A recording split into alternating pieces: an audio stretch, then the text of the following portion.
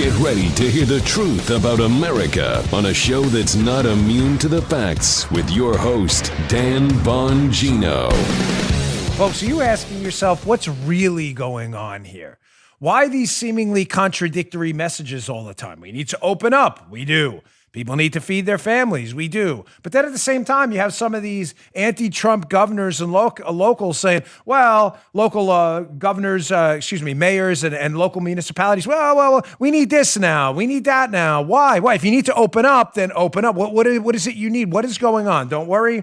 I'll translate that for you. I got another story by the Washington Post, complete garbage. Of course, we'll dismantle it.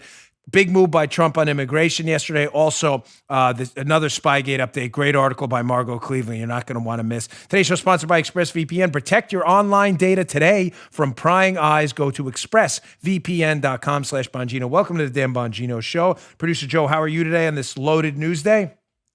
I'm doing well, but dude, what's going on?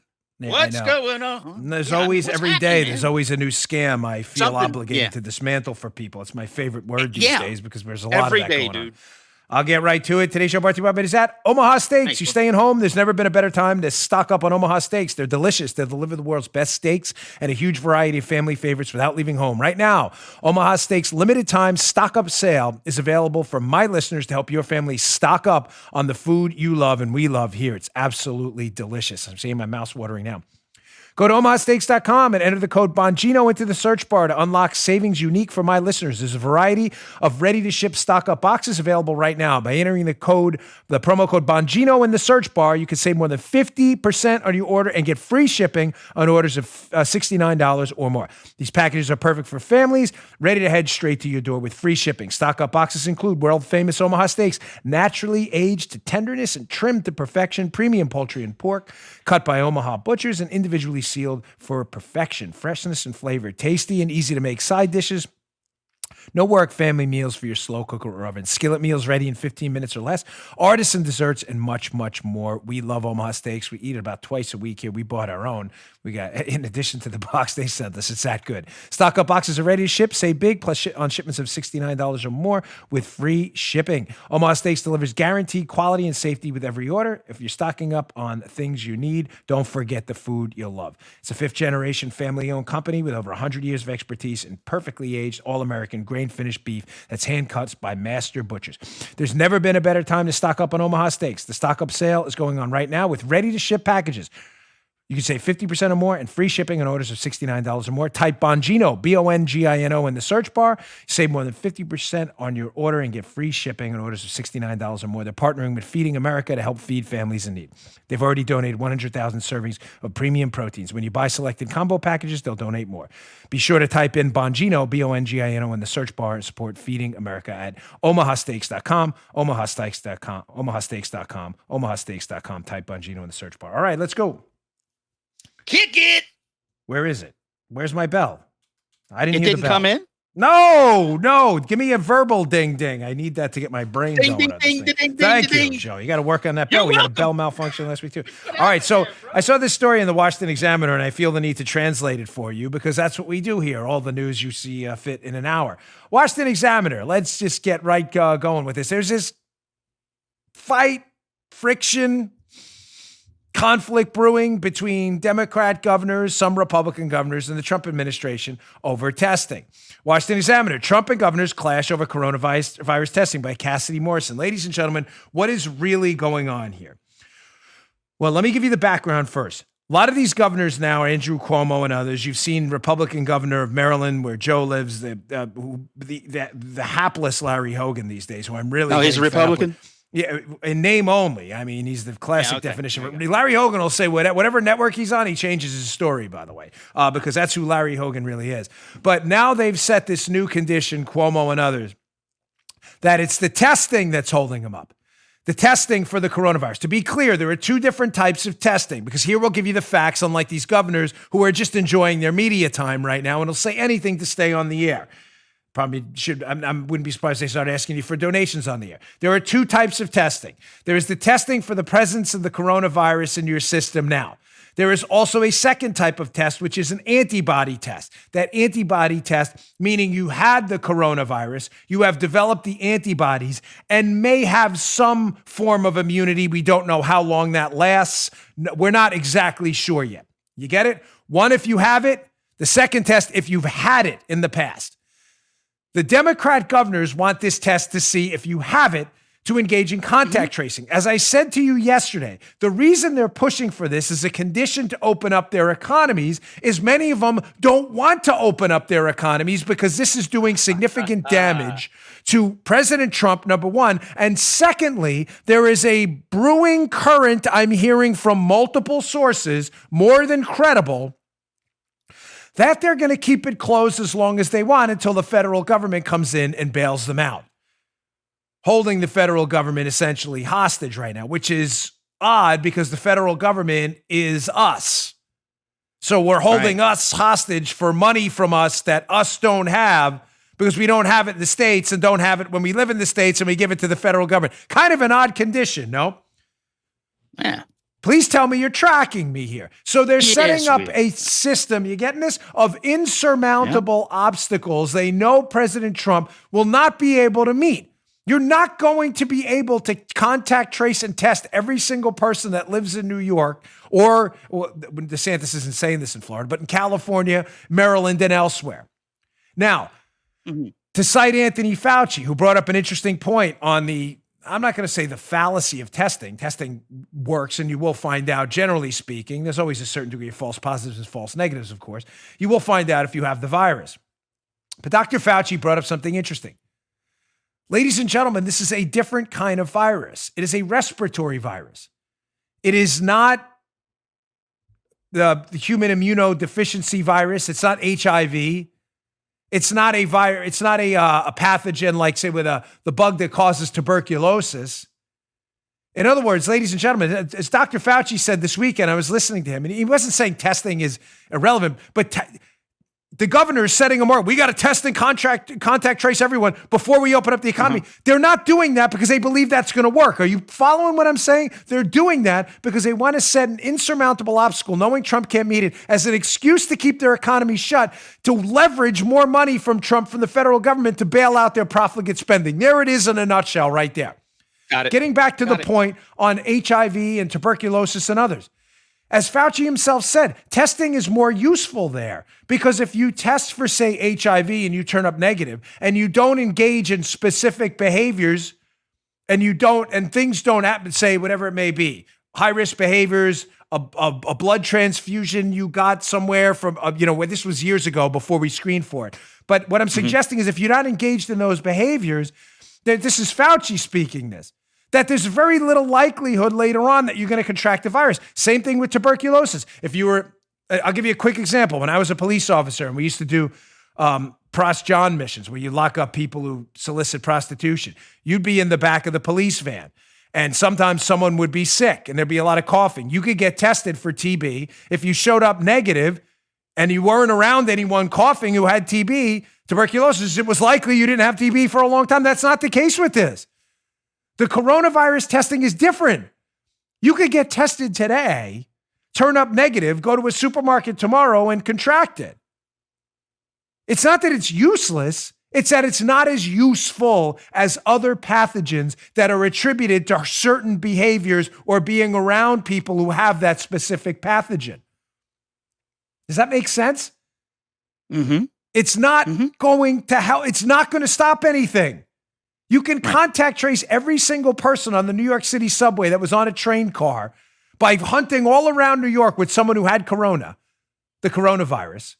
And it's still not going to, what's it going to do? Yes, now you know people on the train car caught the coronavirus from the guy in a train car.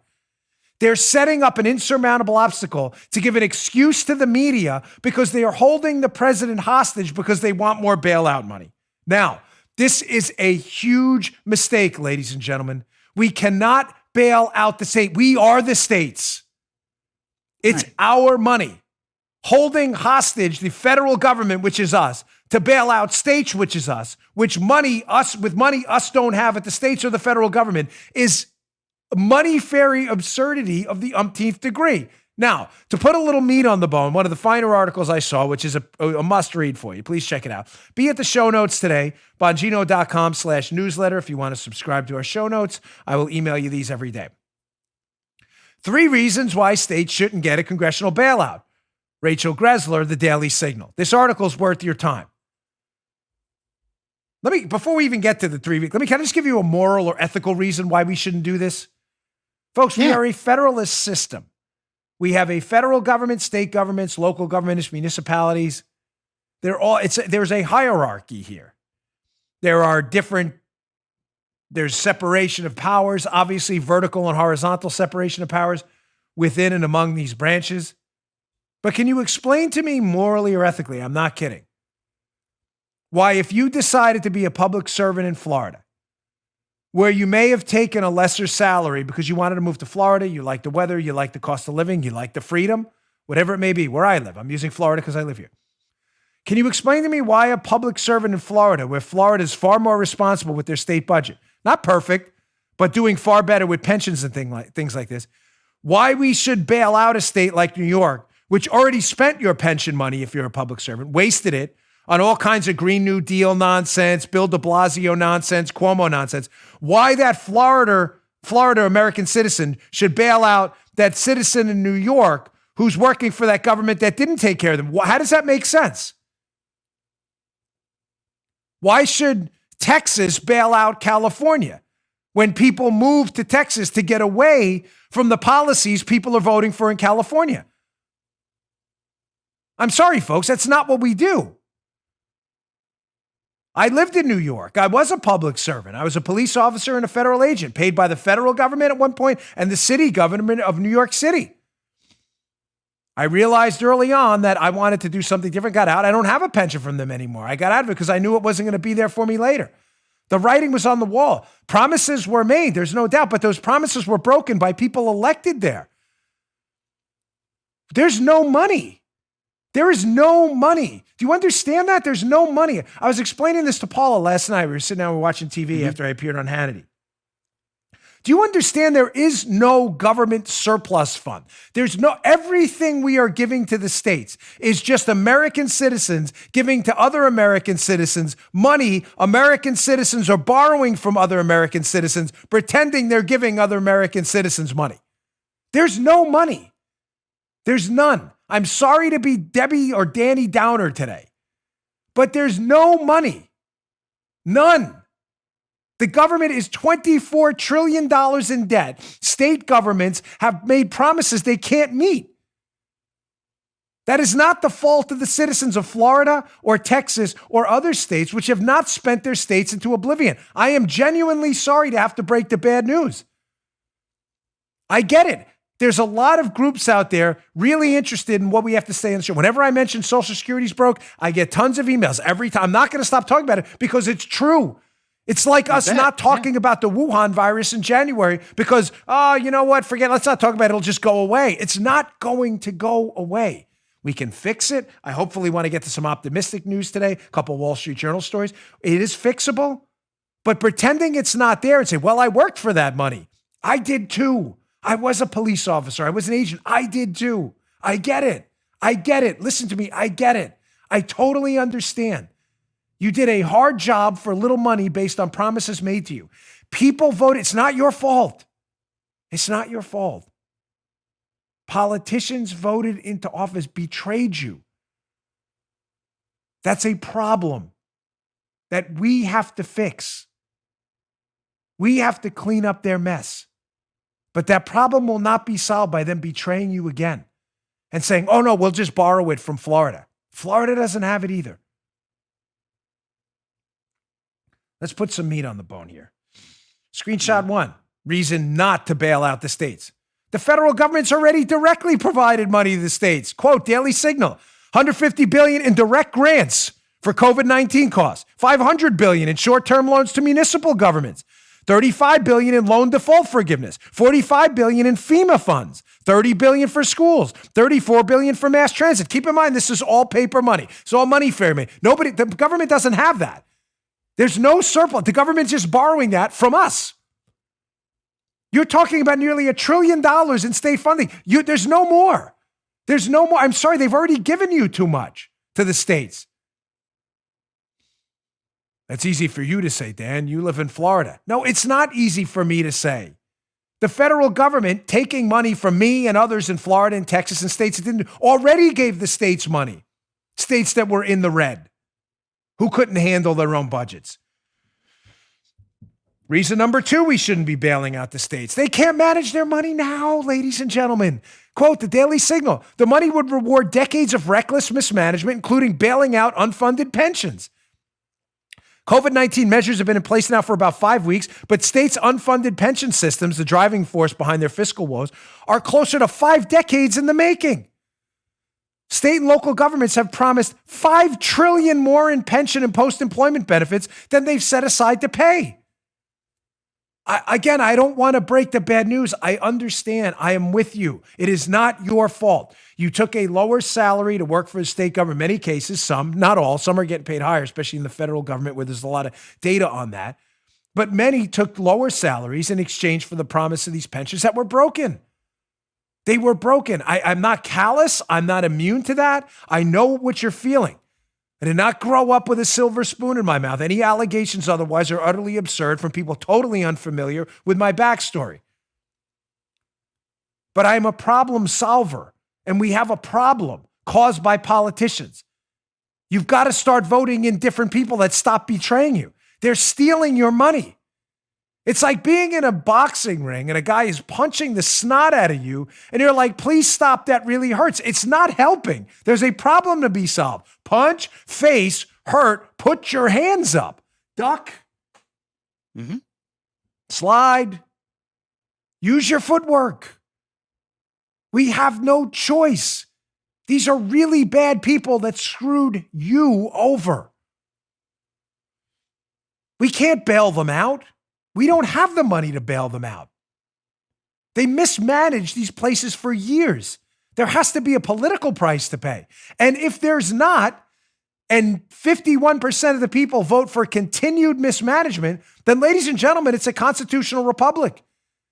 And sadly, 49% of the people have to pay the price. We may have to do it in Florida.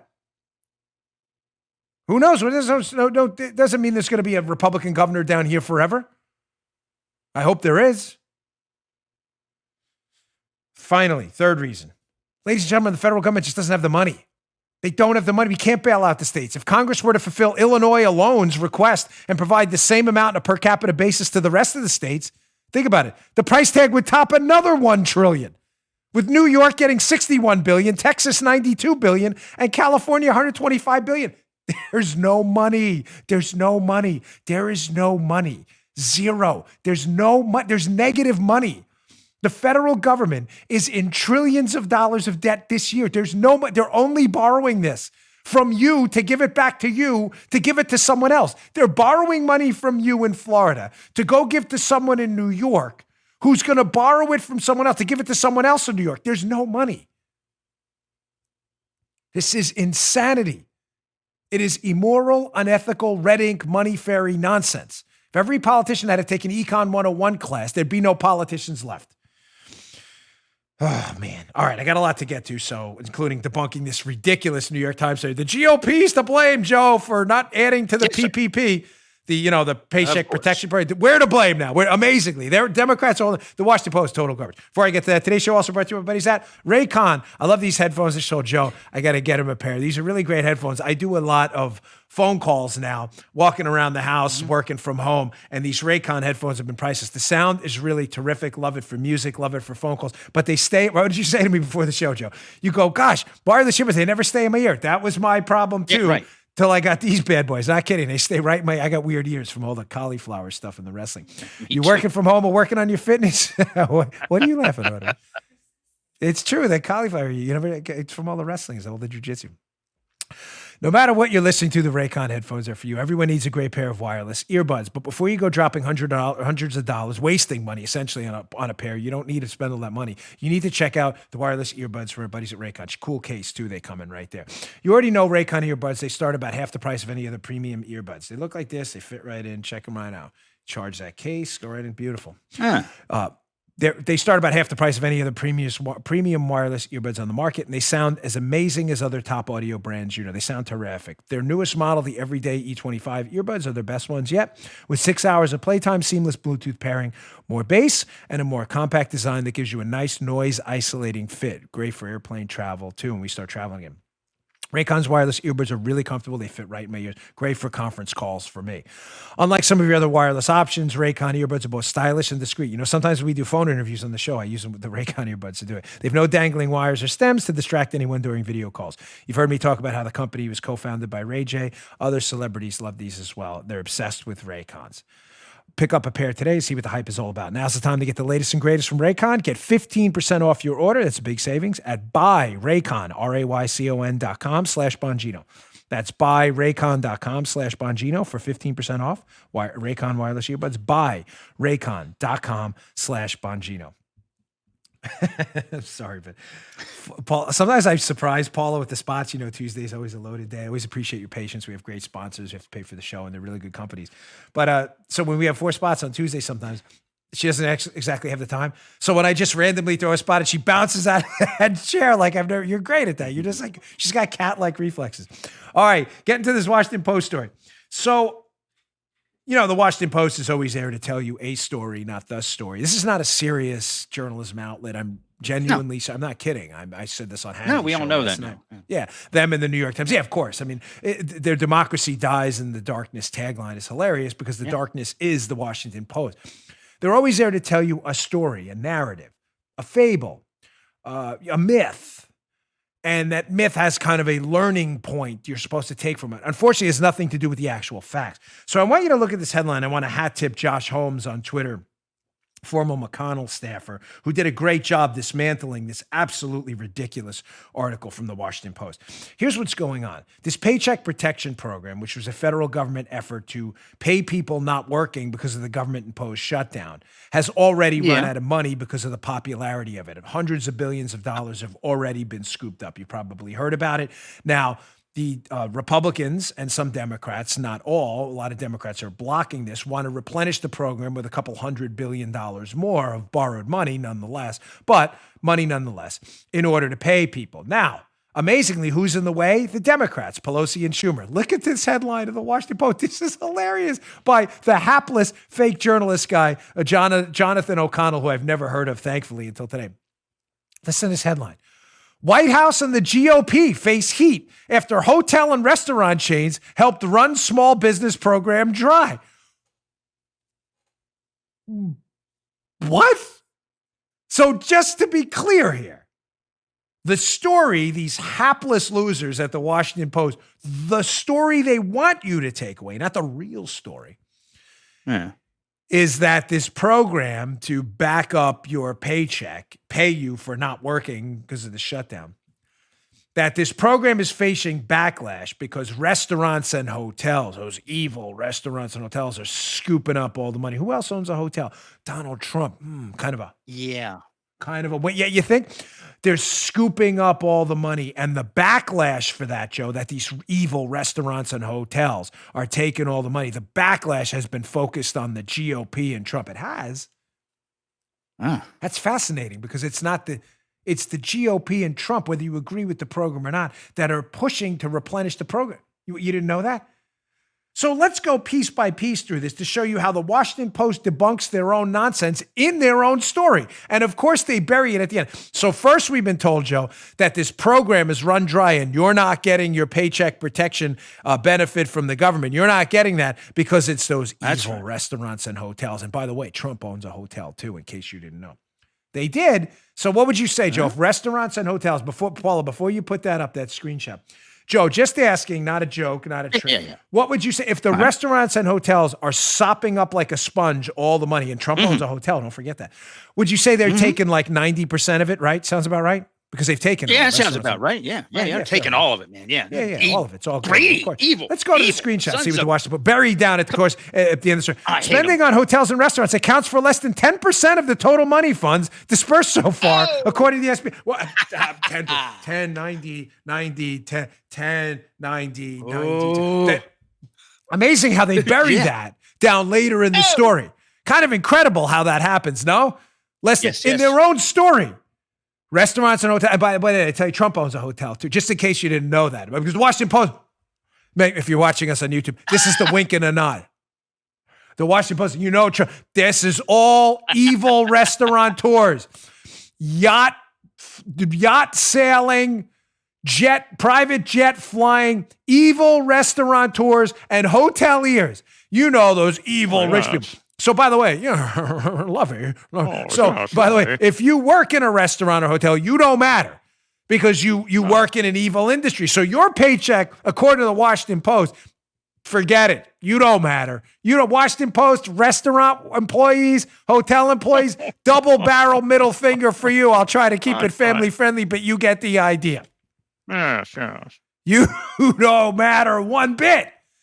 Even though they debunked their own premise in the story they wrote, that hotels are less than 10%. Of course, you got to read the story to do that. Most Washington Post readers won't actually read the story because they're liberals, and many of them, unfortunately, have the reading comprehension of a kindergartner.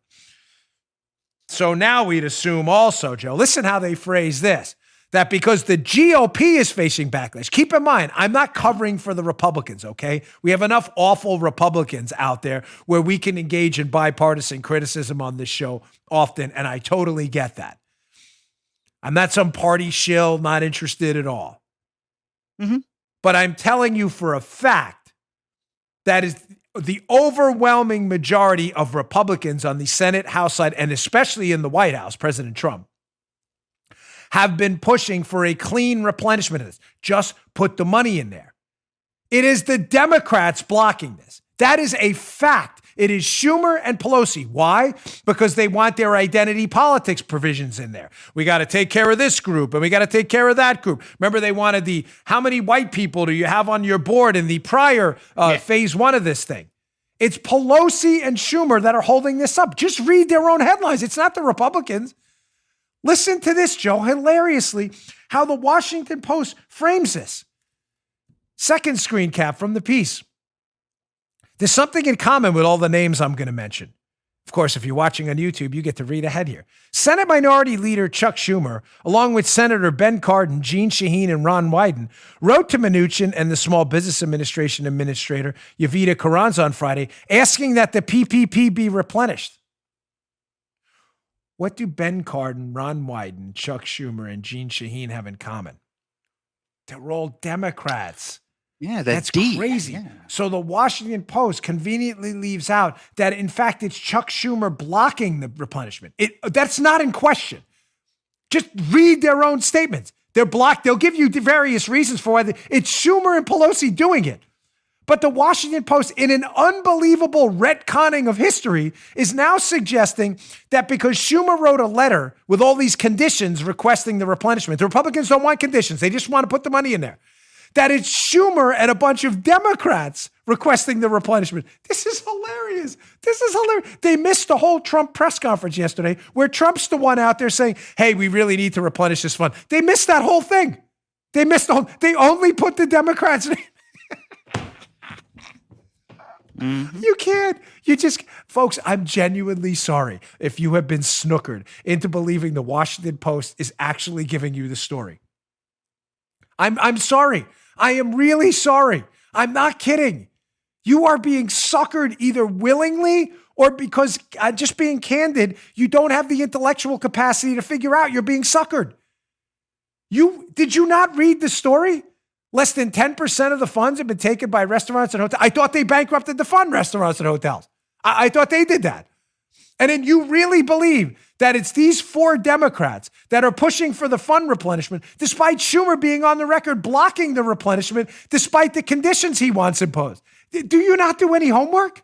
Again, as I say often, I can't tell you who to vote for. That's not my intention. It's not. I am a Republican. I'm a conservative. I never vote Democrat ever. I'll write someone in. I did that once in Maryland in a local city, county council race for the Anne Arundel County Council. I did that once. I wrote someone in. Remember, Paula? I wrote someone in. I would never vote. I'm not telling you what to do. I'm simply telling you, yes, we have some awful Republicans, Yes, a lot of Democrats are pretty awful too. But if you believe this story in the Washington Post, you either can't read or you don't want to read because it's totally, completely false. It is a made up, fabricated myth. All right, moving on. A lot to get to today. Big story in immigration. You know what? Let's again. So let me just. I got another sponsor I want to get to, and but there's an important story coming up. President Trump, a bold move on immigration, and already, Joe, we're back to the talking points. Trump's the xenophobe in chief. We're already there. All right, today's show also brought to you by our friends at Bambi. Listen, when running a business, HR issues can kill you. Wrongful termination suits, minimum wage requirements, labor regulations, and HR managers' salaries aren't cheap. They're an average of $70,000 a year. That's why we use Bambi. Helps us. BAMBEE was created specifically for small businesses. You can get a dedicated HR manager, craft HR policy, and maintain your compliance all for just $99 a month. With Bambi, you can change HR from your biggest liability to your biggest strength. Your dedicated HR manager is available by phone, email, or real-time chat. From onboarding to terminations, they customize your policies to fit your business and help you manage your employees day to day, all for just $99 a month. Month to month, there's no hidden fees. You can cancel anytime. You didn't start your business because you wanted to spend all day on HR compliance. Let's be honest. Let Bambi help you. Get your free HR audit today. Go to Bambi.com/Dan right now to schedule your free HR audit. That's Bambi, BAMBEE.com/Dan, spelled BAM to the BEE.com/Dan. Bambi.com/Dan. Go check it out today. Get that free HR audit. Okay. Moving on. So, the absolutely hapless Democrats can't get out of their own way. You realize identity politics is all they have left. It's a tactic for class division. Why do the Democrats accuse everybody of being xenophobes, homophobes, transophobes, you name it, racist, misogynist, anything with an ist or a phobe? We used to call them istophobic, phobophobes. That's just their title for it. They do it because they understand that they don't have to get you to vote for them. I think the Democrats know how awful they are. No one really believes in this Green New Deal outside of fringe left. No, but they know it's all nonsense. Farting cows and gas-compliant planes that could be dangerous. Nobody believes in any of that. It's all nonsense. It's like 10% of the population that thinks this stuff is actually viable. So in order to get Democrats to vote for them, they don't have an agenda to vote for. They get you to vote against the other guy. That's what identity politics does. It's a deadly weapon because charges of racism and xenophobia in a country as free and diverse as the United States are deadly. It speaks a lot about the growth of the United States and our collective national character, that where we've come from and where we are now, that one of the most deadly charges you can level against someone is to call them a racist. Think about it. Mm-hmm. Think about what I just told you. Calling someone a racist works so well for the Democrats because it's such a pernicious thing to say. If nobody cared about racism, it wouldn't be so deadly, right? If everybody was a racist and it was accepted like the Democrats want you to believe, then why would racism be? You understand why the charge is so bad? Because it is so, it's such a grotesque thing that the collective American populace has embraced how awful it is. That's why it's so dangerous when the Democrats use it all the time and use it. Listen, there's always going to be racism and xenophobia and everything. But the Democrats want you to believe that this is a Republican thing and that the president fits these characteristics, which is utterly ridiculous. That's why they use it all the time. So the president last night has put a temporary restriction on immigration into the country in light of the Wuhan virus outbreak, obviously a sensible measure. Please explain to me, by the way, before I get to the hysterical Democrat response. I mean, total manic hysteria by the Democrats again. I'm going to ask you a simple question. So again, the president set up the premise. President Trump has established now an immigration restriction into the country in light of the Wuhan virus outbreak. Can you please explain to me how that's unreasonable, being that the Democrat governor of Virginia, the awful Gretchen Whitmer, a tyrant in training, has banned people from traveling to their lake houses or second homes within Michigan? Did I just say Virginia? I meant Michigan. The Democrat governor of Michigan, Gretchen Whitmer. There's another awful Democrat, Virginia. So that was an interesting Freudian slip. She has banned people from traveling within Michigan to their own summer homes or lake house or whatever they may be. She thinks that's a great idea.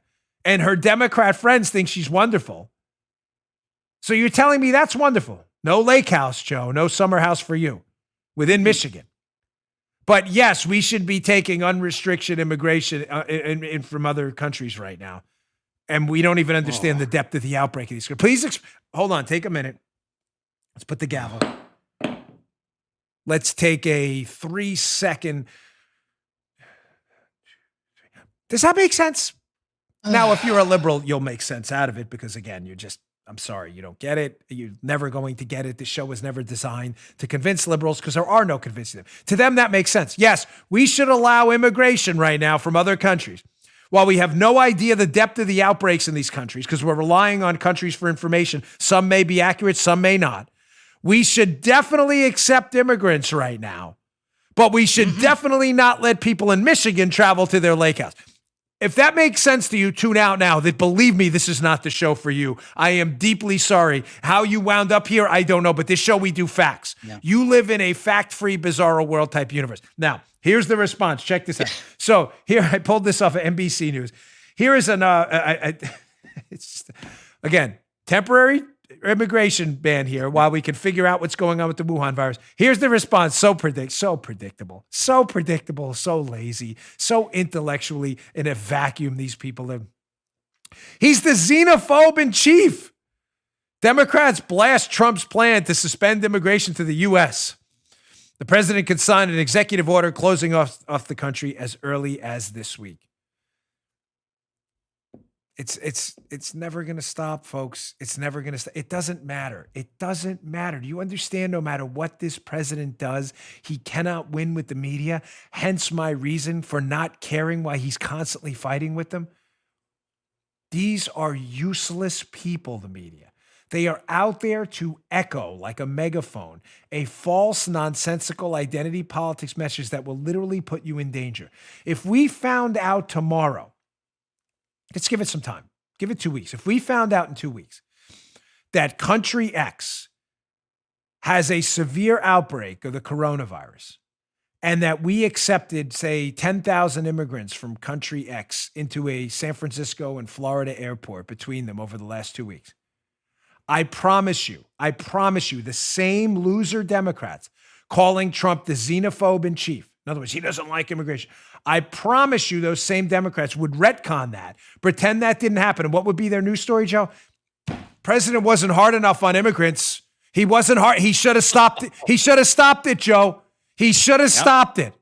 It's amazing how the Democrats bounce back and forth with the help of the hapless, grotesque, lying media between President Trump being a tyrant, king, authoritarian, and President Trump, a hapless leader who does absolutely nothing. Because you understand, like, both of those stories can't be true, right?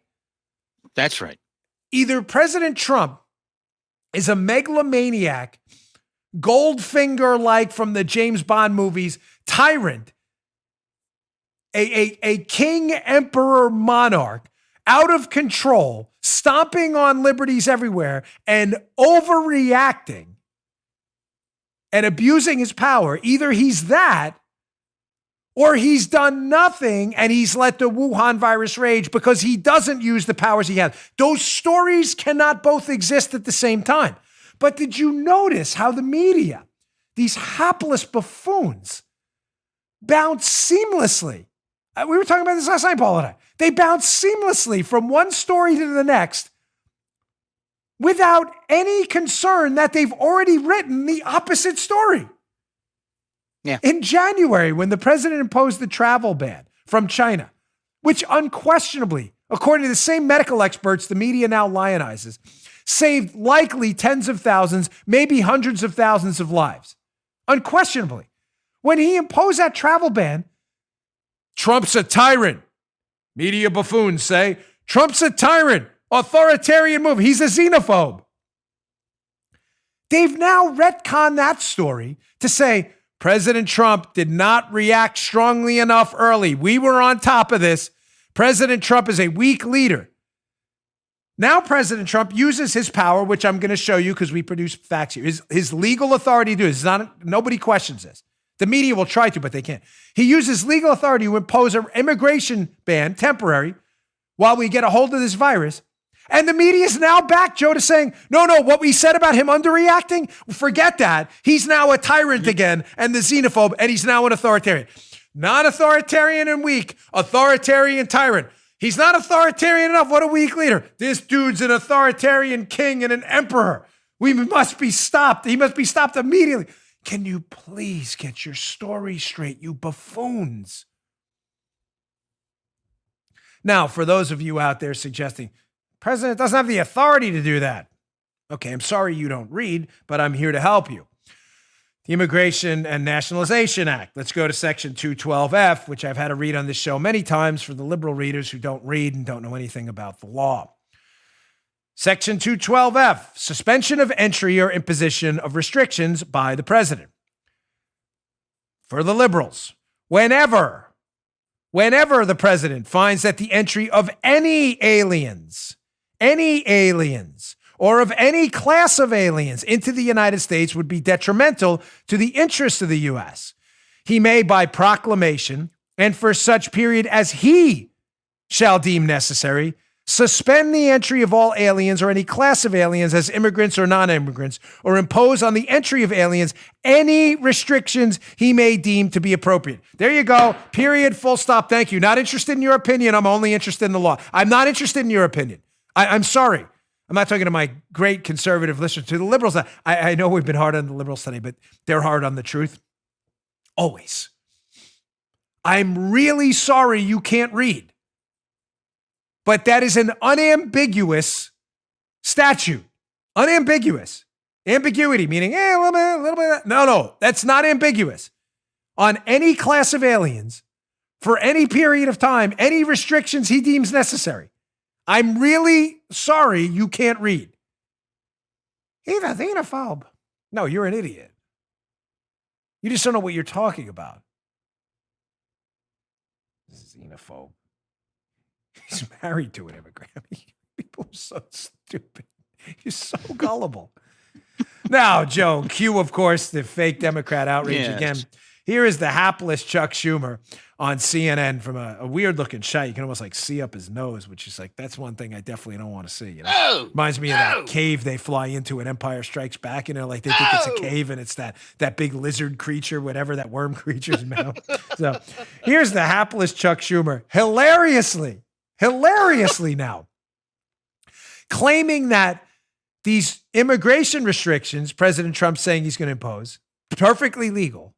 You just read the statute with me. That this is a diversion by Trump, Joe. This is comical. It's a diversion by Trump to get away from the testing talking point. I told you, see how this all ties in? I told you in the beginning of the show, they want to talk. So remember, as Tucker Carlson says often, and he's correct, the Democrats always accuse you, because they know the media will back them up because they're not interested in the truth, of what they're doing. So the Democrats are going to try to divert because they know Trump can do this and they know it's a smart move and they know it'll make him look like an effective leader. The Democrats now want the talking point away from the immigration ban. They want it back on a testing obstacle no one will be able to overcome, because that's the obstacle they're going to use to hold funding hostage to get bailouts to liberal states. Okay? That's the only talking point they want the media talking about. That, do you ever notice why in the presser every day, the media, they work with the Democrats. It's a focus group for the Democrats. Do you ever notice every day why the media, Mr. President Trump, Paula, this is how this started yesterday. Not to keep talking about conversations with Paula, but it matters. This is how the conversation started yesterday, Paula and I. Paula said to me in the kitchen, she goes, damn, why do they keep bringing up testing? This is why. Because they know there is no testing metric that will ever be met that will satisfy these obstacles they keep moving. They don't want to surpass the metric because it'll look like Trump did something. They want it on testing, despite the fact that a test today could be irrelevant 5 minutes from now if someone coughs on you. So they're diverting.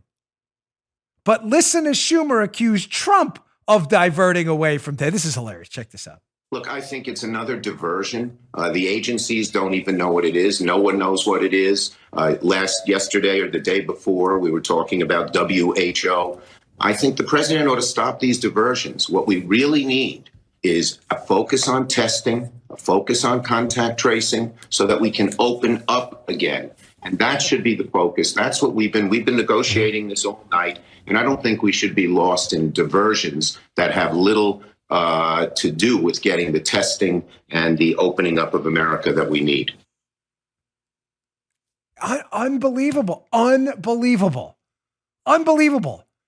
He takes a substantive action. You've just been for weeks now. You're back to he's a weak leader who did nothing and he let the Wuhan virus rage. After you said he was an authoritarian who blocked Chinese travel, who did too much, blocking the Wuhan virus. You switched that. The media's with you.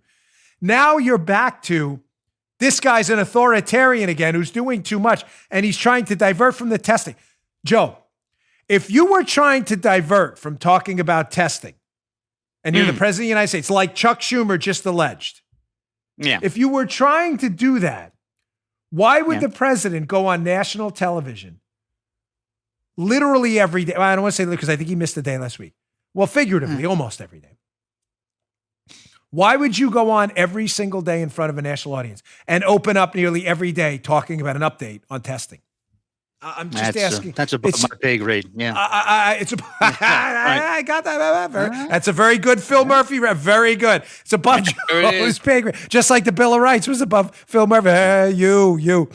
But it is. It's above our because we're not thinkers like Phil Murphy. We're not thinking about it. So let me get this straight. You have to be a non-thinker for that to make sense.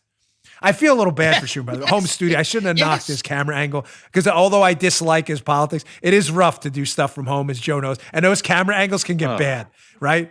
We've done them before too, where you're like, oh my, and it's like up your eyelids, you see the bottom of your chin, your ears, up your nose. You can see like your brain, your frontal cerebral cortex. But you're right. I know it's bad. But having said that, Schumer's talking point is so ridiculous. I mean, I don't know what IQ you need for that to make sense. President Trump and Mike Pence, the vice president, open up every night with medical professionals in front of a national audience talking about updates on testing. He's diverting from testing. Okay, whatever, man. Whatever. I have nothing to add to that. All right, I want to get to this excellent Margot Cleveland piece. She really does incredible work at the Federalist. It'll be in the show notes. Please read it. We had an open rate, by the way, at our emails. I know we're not supposed to talk about this, but it's hysterical. You guys and ladies are great with our emails. If you're on my email list, bongino.com/newsletter, we had an open rate of almost 70% the other day. That's like from another world. I think, what's the average open rate? Like 5% on emails? 70%? You all are great. And it's just the articles we're sending you. It's not our stuff. Bongino.com, we rarely even put our own articles on there. We promote other people's stuff because it's good work, and I'm really honored that you all open our emails and read them. I mean that. Thank you. I'm from the bottom of my heart. You all are great.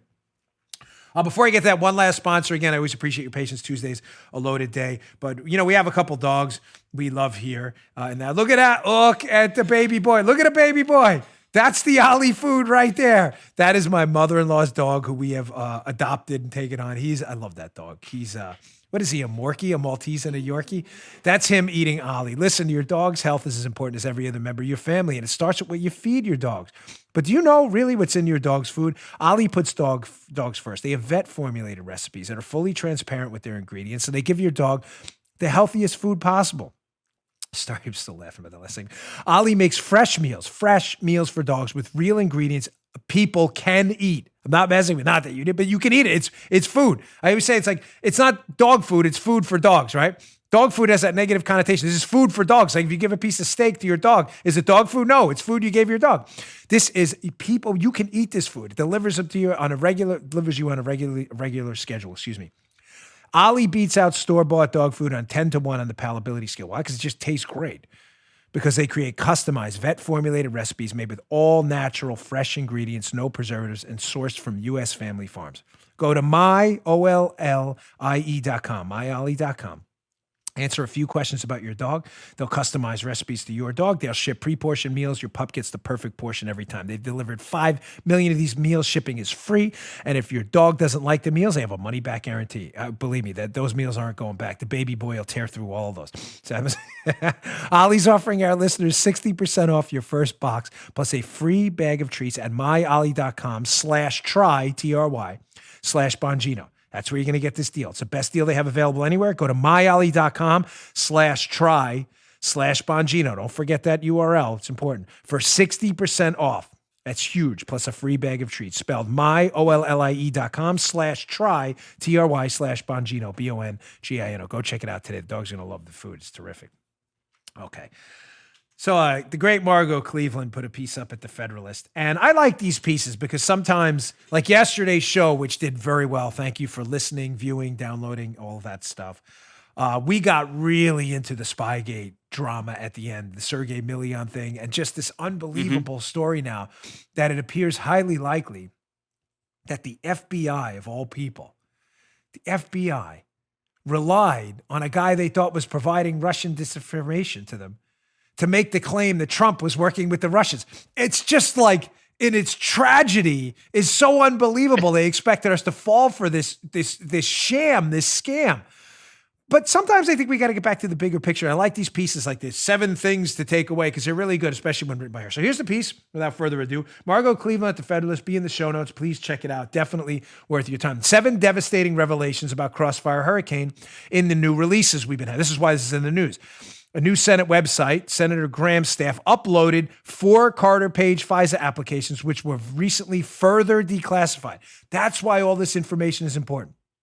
To be clear, there were 4 warrants to spy on the Trump team, known as FISA warrants. They were classified, a lot of the information. Of those 4 warrants, additional declassifications, the black marks are being removed every day, ladies and gentlemen, and the information underneath them was just devastating. And all this nonsense that, the FBI was trying to cover sources and methods. No, because now we're reading the applications, and none of it was covering for sources and methods, Joe. It was covering up for really stupid stuff the FBI did. So let's get to the debunking number 1. What is one of the new things we know? I kind of covered this yesterday, but it's worth readdressing in the Margot Cleveland piece. Ladies and gentlemen, they were spying on the Trump campaign. Gosh, will we please stop with the nonsense? Margot Cleveland, number 1, takeaway. The FBI always intended to spy on the Trump campaign. When news first broke that the Obama administration obtained a FISA order to surveil Carter Page, Democrats and the left-leaning press argued that the FBI's surveillance of the former Trump foreign policy advisor, Page, didn't constitute spying on the Trump campaign because the court-ordered surveillance didn't begin until after Page had left the campaign. Nonsense.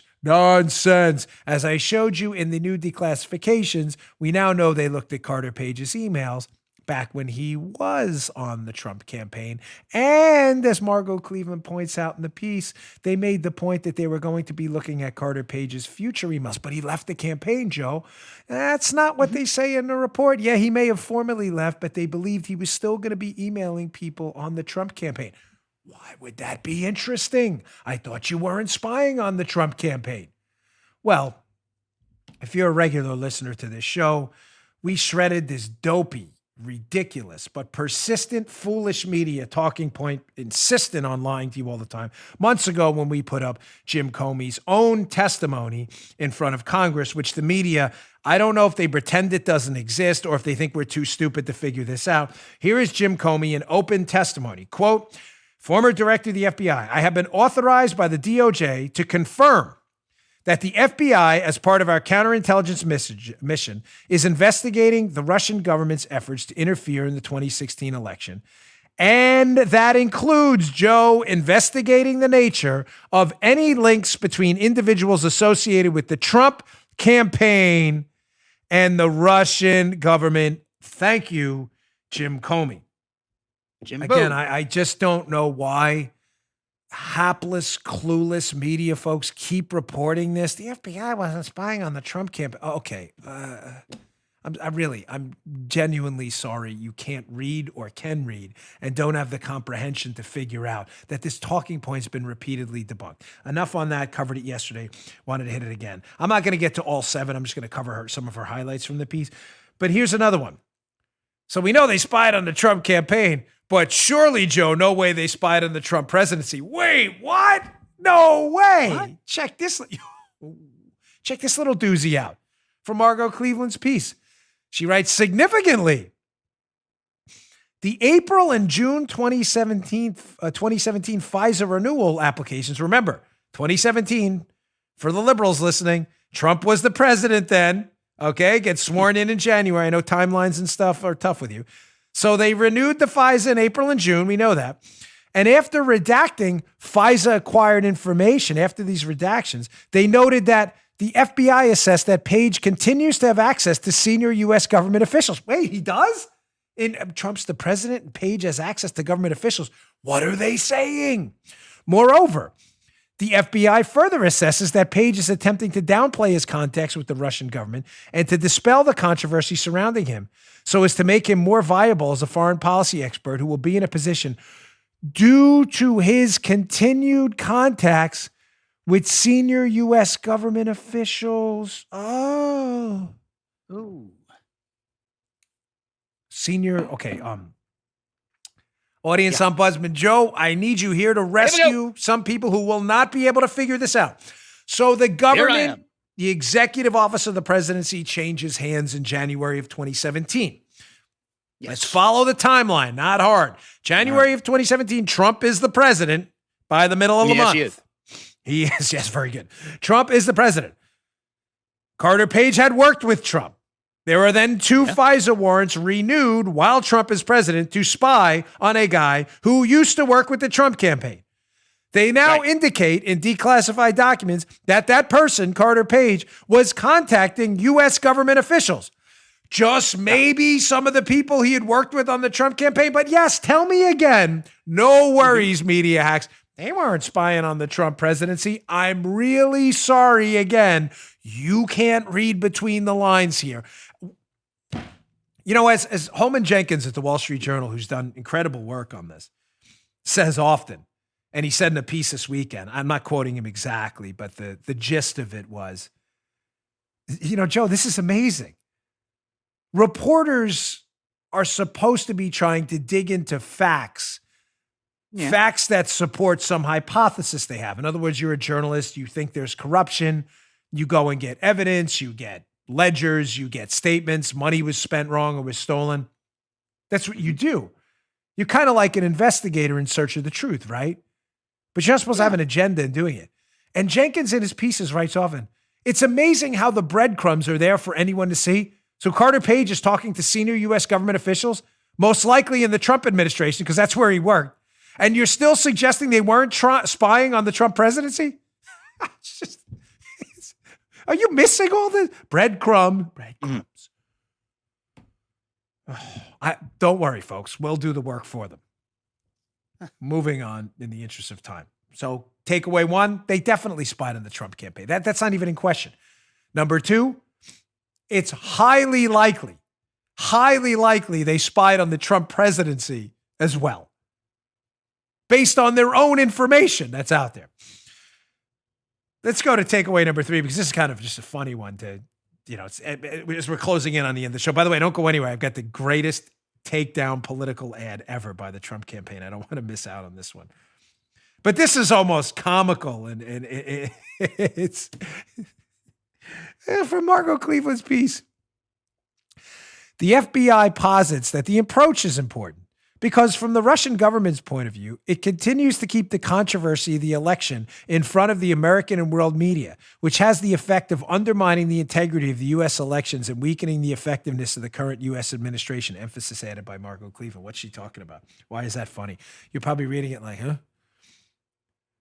You know what they're talking about? They're talking about Carter Page claiming his innocence to the media.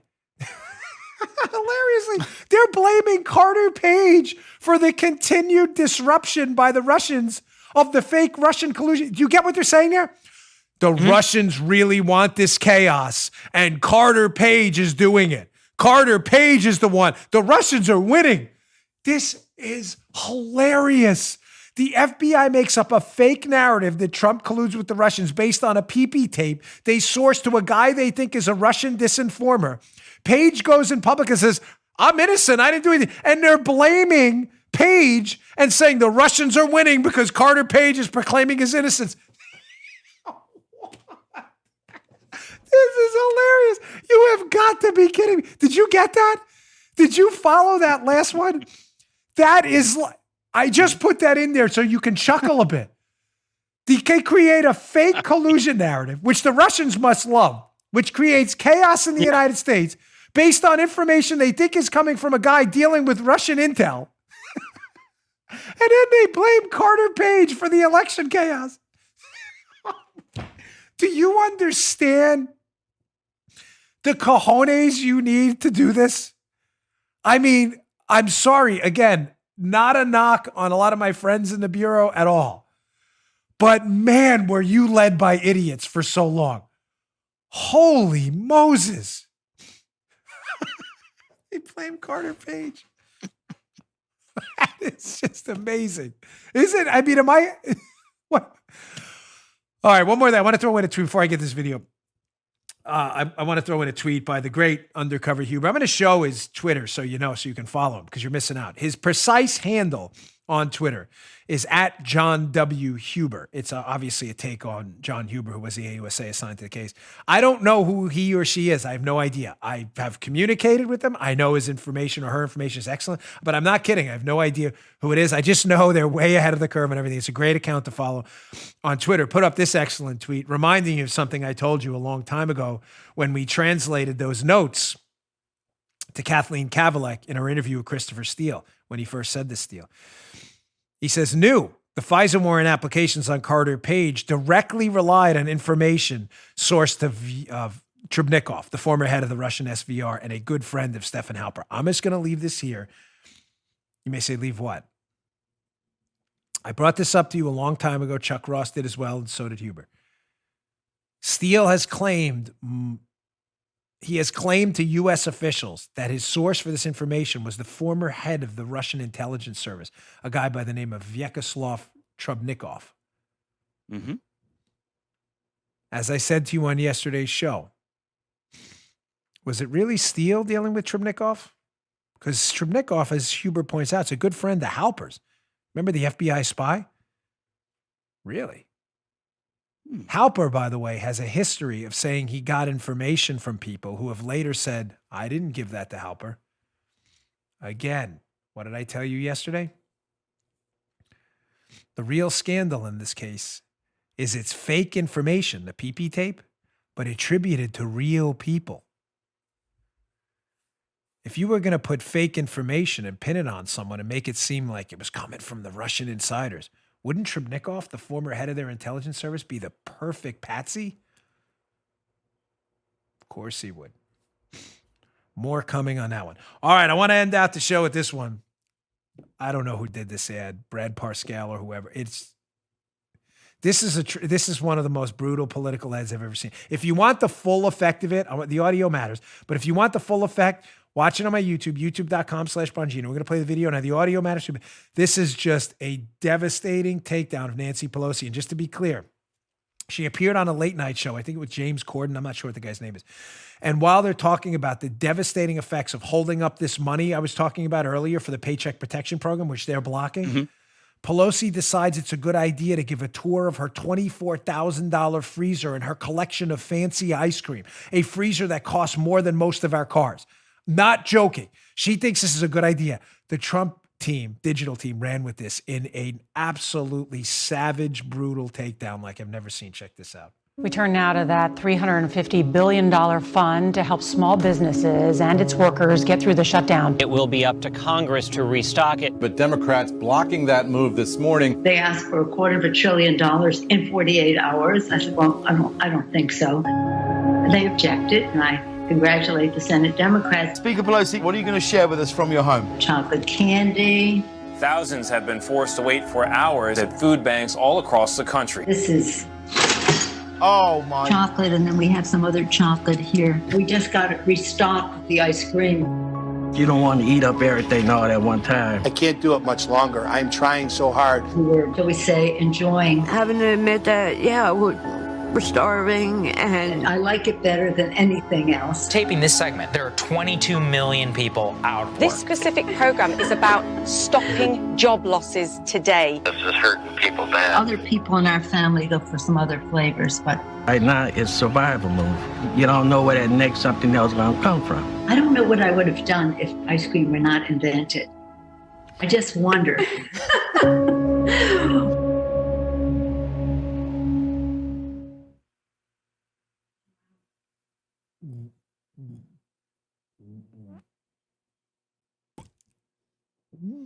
I'm just going to let that one stew. Savage. Thanks for tuning in, folks. I will see you all tomorrow. You just heard The Dan Bongino Show. You can also get Dan's podcasts on iTunes or SoundCloud. And follow Dan on Twitter 24/7 at dbongino.